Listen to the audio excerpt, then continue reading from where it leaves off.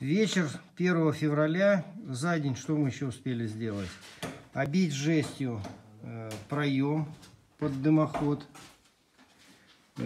Справа и слева положить кирпичи поверх уголка. Вот так у нас уголок идет, опирающийся на несущие стены, потому что дымовая часть у нас перекрыта плитой из жаропрочного бетона.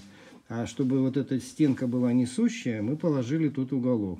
И поверх него кирпичи.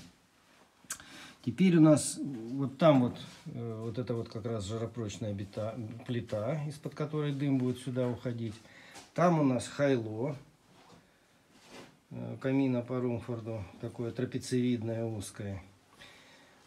Слева у нас тоже кирпичи положены, и слева, и справа у нас кирпичи положены на тычок, чтобы у нас нагрузка от дымохода распределилась на большую площадь.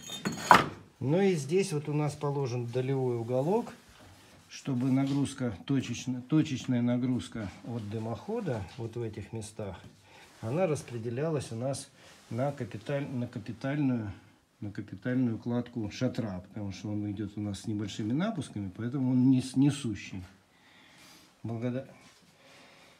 И вот у нас в результате будет вот такой дымоход. Внутри у нас 69 на 69 проем. То есть 4 на 4 кирпича, донские зори.